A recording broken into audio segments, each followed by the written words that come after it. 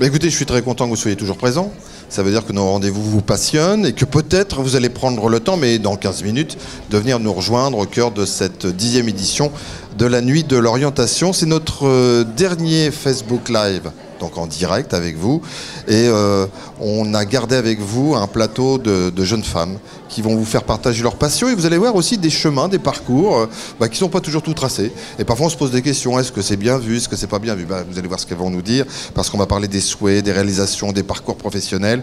Et on accueille sur ce premier plateau Florence Le Sauce et Élise Otters. Bonjour mesdames. Bonjour à tous. Je suis heureux comme tout d'être avec vous. On va commencer avec vous Florence.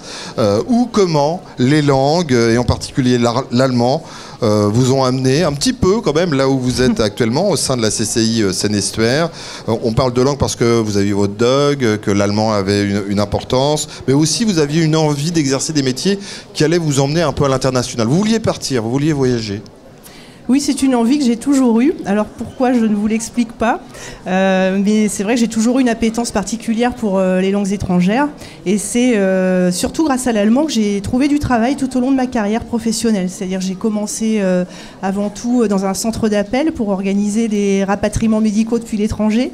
Et ensuite, les différents postes que j'ai occupés étaient des postes toujours en lien avec l'international, dans des services commerciaux, export essentiellement. Et étonnamment, après quelques années dans cet univers, j'ai entamé une carrière à la Chambre de commerce en tant qu'assistante de direction initialement, et maintenant en tant que responsable d'une équipe de 12 personnes. Ce dont vous aviez peut-être peur, c'est de ne pas avoir envie d'être piégé dans un métier. Vous aviez peut-être cette envie de vous dire je fais ça puis on verra. On attend, même si vous aviez cette envie de partir à l'étranger, de voyager. C'est vrai que ma grande inquiétude au moment où j'ai dû choisir mon orientation, c'était de me dire mais est-ce que je vais aimer ce métier toute ma vie? Donc ça m'inquiétait un peu.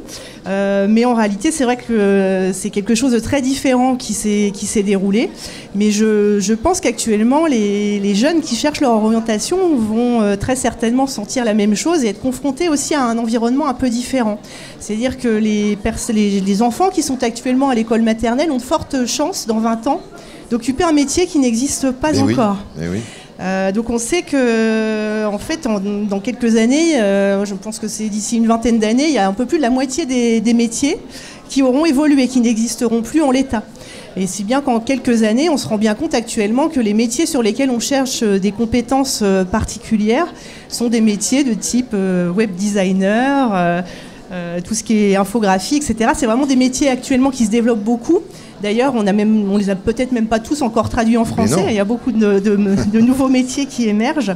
Et donc, je pense que pour les jeunes actuellement, le fait d'accepter le changement est vraiment important. On sait que, je sais que la plupart des personnes en poste actuellement, c'est environ la moitié, occuperont des postes différents au cours de leur carrière, et que la plupart aussi occuperont des postes qui correspondent en rien à leur métier.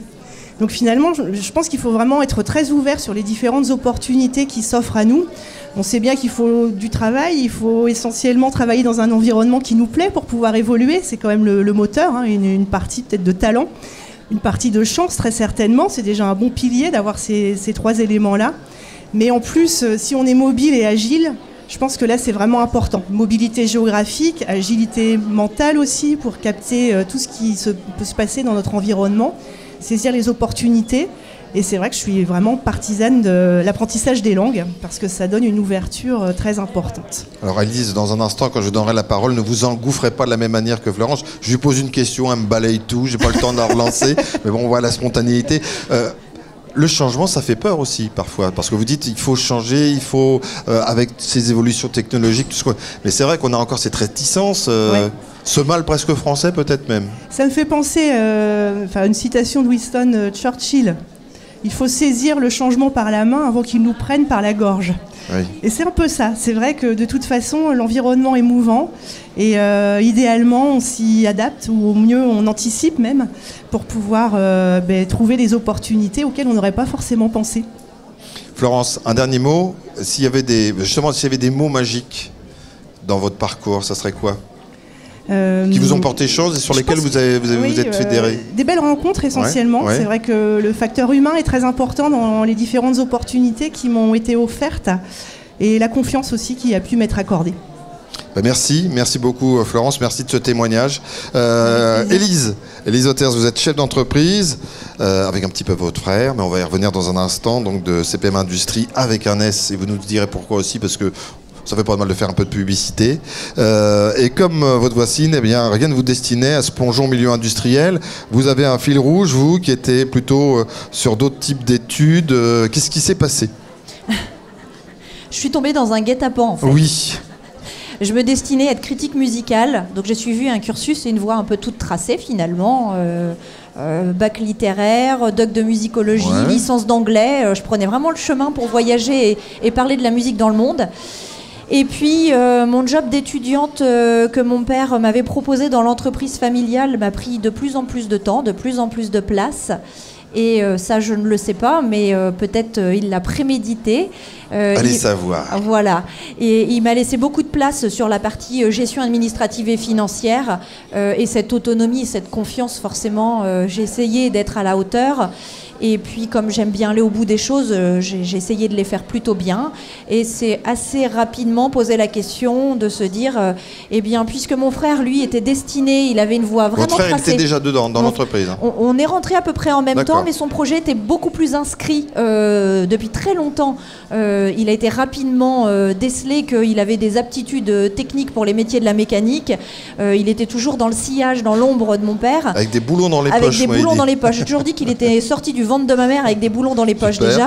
Et il a toujours été dans les jupes de mon père. Et quelque part, moi pas du tout. J'avais pas ce profil-là. J'étais un peu plus lunaire. Et finalement, nos chemins ont convergé. On convergeait vers cette entreprise et on s'est dit que quelque part, la reprendre à deux, ça avait beaucoup de sens parce qu'on allait associer nos forces. C'est un renfort d'être à deux aussi et de ne pas se sentir seul. Et dans un monde qui devient de plus en plus difficile économiquement, ça nous semblait assez réconfortant et même pour nos parents de se dire on transmet notre entreprise mais ils sont deux. Mais vous ne l'avez pas vraiment vu venir entre les études que vous faites, la musique, votre passion au départ, c'est ça qui vous anime, le fait d'aller dans l'entreprise de votre père, qu'il y ait les métiers, enfin les postes qu'il vous demande, et donc c'est votre côté à la fois juste que boutiste mais très cartésienne, vous voulez tout faire parfaitement. Vous ne l'avez pas tout de suite vu venir que vous alliez vous engager et reprendre l'entreprise avec votre frère de votre père? Non, ça a été un cheminement personnel parce qu'il y a un moment quand le sujet il est mis sur la table et qu'on dit bon bah voilà maintenant il faut prendre une décision parce qu'il va falloir que tu réorientes tes études. Donc je me souviens très bien de cette période qui a pris quelques mois où j'ai beaucoup discuté avec ma tante qui était chef d'entreprise pour me dire est-ce que le milieu de l'industrie c'est pour moi? Est-ce que je suis une entrepreneuse? Parce que finalement si c'est pas venu spontanément c'est que je le suis peut-être pas vraiment. Donc je me suis posé toute cette question-là et puis la crainte de ne pas être à la hauteur. En revanche, j'ai jamais eu peur. Super. On va revenir, la peur et la peur de l'échec. Vous êtes réorienté, donc reformation? Oui. Donc j'ai fait un Ça fait pas peur non plus? Pas du tout. Non. Absolument pas. Je suis allée à l'AFPI. Qui m'a fait un CQPM sur mesure de conception de produits industriels. Je me suis concentrée sur les acquis que je n'avais pas, dessin industriel, mécanique, conception.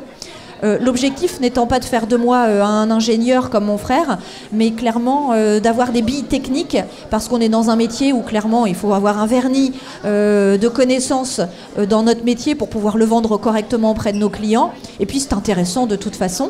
Et lui, à contrario, il a suivi un cursus de gestion PME-PMI pour comprendre mon travail. Et aujourd'hui, on est un binôme très complémentaire, parce que certes, on a chacun notre domaine, lui technique, ingénierie et production, et moi administration financière. Mais on se comprend tous les deux, parce qu'on a un vernis de nos métiers respectifs et on sait que quand l'un propose quelque chose, on sait le comprendre. Élise, encore un mot, j'ai parlé de l'échec. L'échec, ça fait peur quand on est au sein d'une entreprise, au sein de son parcours professionnel. Est-ce qu'il faut le prendre comme une hantise ou comme quelque chose de bienvenu finalement? C'est nécessaire, c'est constructeur, c'est la formation. Il n'y a pas d'école pour devenir chef d'entreprise. La meilleure des écoles, c'est le terrain. Et il faut se tromper. Et finalement, on se rend compte qu'on affine notre sensibilité de chef d'entreprise en accumulant des petites bêtises, des erreurs de casting, comme on les appelle, des mauvais choix de stratégie et d'orientation. Le tout, c'est d'avoir l'humilité de le reconnaître, de le corriger très vite, évidemment, pour que ça ait le moins de conséquences financières pour l'entreprise, et de ne pas le reproduire. Mais il faut capitaliser sur ces erreurs, et non seulement il ne faut pas en avoir peur, mais il faut se dire que de toute façon, je crois que même quand j'aurai 40 ans d'entreprise, j'en ferai encore des erreurs, parce que la société évolue, notre entreprise évolue, et nos choix sont jamais évidents. Merci Élise, passionnante comme toujours. Merci beaucoup. Marina Perel, vous avez ouvert un cabinet de réflexologie, vous êtes certifiée depuis juillet dernier. Votre parcours et aussi cette finalité, du moins pour l'instant, c'est à la fois troublant dans votre parcours, dans ce que vous vouliez faire ou ne pas faire, puisque en fait, au départ, vous ne souhaitiez que personne ne vous touche, quiconque ne touche à vos pieds. C'est tout à fait ça. C'est bizarre quand même, on en arrive à en fait ce qui nous rebutait au départ. Ce qui me rebutait quand j'étais petite et en fait j'en fais mon métier. Donc moi je suis certifiée depuis 2009. 2009, excusez-moi. Donc ça fait presque 10 ans maintenant. Et en fait j'y suis venue mais vraiment petit peu par petit peu. C'est-à-dire que j'ai commencé donc en 2009 à travailler en tant que réflexologue. Et entre deux, j'étais en mi-temps en pharmacie, j'étais préparatrice en pharmacie. Donc, ce qui m'a permis en fait de grandir en tant que réflexologue, d'aider les gens. Et aujourd'hui, voilà, je m'apprête à vraiment faire ce métier de réflexologue à plein temps et avec toute la passion qui m'anime en fait. On a vu à l'instant avec Élise que son père peut-être avait préparé quelque chose sans vouloir lui dire. Votre papa, quelque part, il vous a un peu... pas poussé, mais peut-être sensibilisé, puisqu'il avait un livre, lui-même il était aide-soignant, donc peut-être qu'il y avait une intention de sa part, sans qu'on s'en rende vraiment compte. En fait, peut-être dans le sens où lui a toujours aimé être avant-gardiste sur les choses, il avait prévu plein de choses, il avait envie de faire plein de choses, et quand il est décédé, en fait, j'ai récupéré ses livres, et dans ces cartons, il y avait ce livre qui me disait « Apprends à masser tes pieds ». Oui. Voilà. Le lendemain, je tombe sur un petit article de journal qui me disait apprends à masser tes pieds. Alors, je me suis dit, ça fait quand même beaucoup de coïncidences. Il n'y a pas de hasard. Voilà. Il n'y a pas de hasard. Donc, je suis allée voir cette dame qui proposait des cours et je lui ai dit, j'ai un souci, j'aime pas du tout qu'on me touche les pieds. Alors, elle m'a regardée, elle me dit, en effet, bon, il faut d'abord que j'essaye. Oui. Donc, j'ai essayé et suite à ça, en fait, ça m'a plu, je suis repartie. Donc, j'ai fait la différence entre masser et caresser. Voilà, c'est la différence. Donc, au début, c'est un loisir. Vous ne pensez pas que ça va être votre métier? Non, au départ, c'est une formation de plus. C'est-à-dire que moi, j'aime apprendre, j'aime les choses nouvelles, donc pourquoi pas. Donc, c'est une formation qui m'a pris une année et qui permet en fait de peaufiner. Je masse ma fille, je masse, voilà, c'était gentil. Et puis, ça a pris de l'ampleur. Dès la certification, les gens me disent, veux-tu masser ma mère, ma sœur? Donc là, je dis, bon, il faut déjà que je me trouve un statut. À cette époque, c'est l'auto-entrepreneur. Et puis, au fur et à mesure, ça prend beaucoup de place. Ça prend beaucoup de place dans ma vie, dans mes mains, dans mes choix. Et aujourd'hui, pour vraiment faire partie plein temps de ma vie, en fait. Alors, vous parlez de votre vie. C'est important, l'accompagnement familial. Votre mari n'a jamais été contre, mais au départ, il n'y croyait pas plus que ça non plus. Donc au départ, il n'est pas contre que je me forme. Ah non, il n'est pas contre que je me forme. Non. Mais il me dit non, c'est bien, mais bon. C'est pas un métier. Ça sert à rien. Bien que quand même, il se laisse quand même masser. Hein. Ah oui. Ça fait plaisir quand même. Mais au bout du compte, il me dit bon, tu veux pas rester en pharmacie quand même, c'est mieux. Puis en fait, aujourd'hui. On ne sait pas de quoi est fait l'avenir, on ne sait pas si c'est un métier qui perdurera. Aujourd'hui, il y a un effet de mode, il y a un effet de plein de choses. Toujours est-il qu'aujourd'hui, les gens en ont besoin, moi j'en ai besoin, et donc ça peut ouvrir sur des choses et on verra comment ça va évoluer. On n'est pas là du tout pour jeter la pierre, mais il faut faire un constat, c'est que parfois on a des visions des métiers qui ne sont pas en relation d'adéquation avec la réalité. Pôle emploi, en fait, au départ, vous dites, c'est un métier... C'est un métier qui fait partie d'une blacklist, c'est-à-dire que c'est des métiers qui ne sont pas reconnus comme étant viables. Parce que c'est des métiers...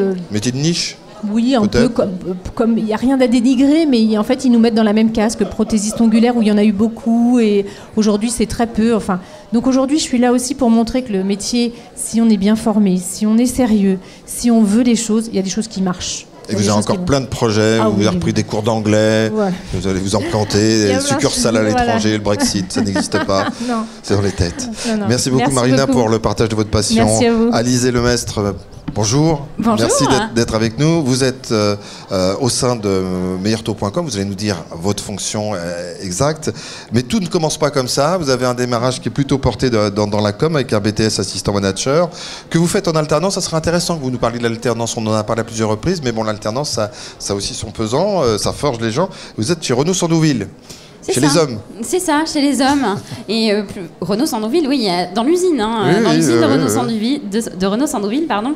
Effectivement, j'ai eu la chance d'effectuer mon BTS assistante manager en alternance, qui en effet pour moi ça a été super de pouvoir mettre un pied dans une entreprise, une belle industrie quand même, sur le secteur du Havre, Renault tout le monde connaît, et l'occasion de rentrer dans un service. J'étais rattachée au service direction, donc quelque chose d'important sur le site, et de très belles missions. Mon tuteur, c'est important, un tuteur sur 2 ans d'expérience m'a donné de belles missions, de belles responsabilités, et ça aussi c'est important, c'est de faire confiance aux jeunes, et chose que j'ai pu j'en ai profité, et effectivement 2 ans au sein de l'usine Sandroville, une très belle expérience, et je pense que c'est le début de mon parcours professionnel, tout simplement, et sans Renault, est-ce que j'en serais là? Peut-être pas. Cela dit, vous êtes parti de Renault, il faut savoir partir aussi. Vous partez dans un autre domaine de l'industrie, chez Sidel. Chez Sidel, tout à fait. Je sors de Renault. Opportunité? Une opportunité, certainement aussi grâce au parcours. 2 ans chez Renault dans l'industrie,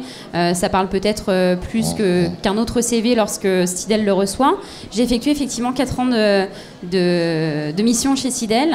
J'y ai été présente lors du plan social, donc une très grosse importance pour moi dans mes missions. J'ai fait 4 ans d'intérim, il faut le savoir. Je n'étais pas embauchée, mais 4 ans d'intérim sur une période très importante sur ce site.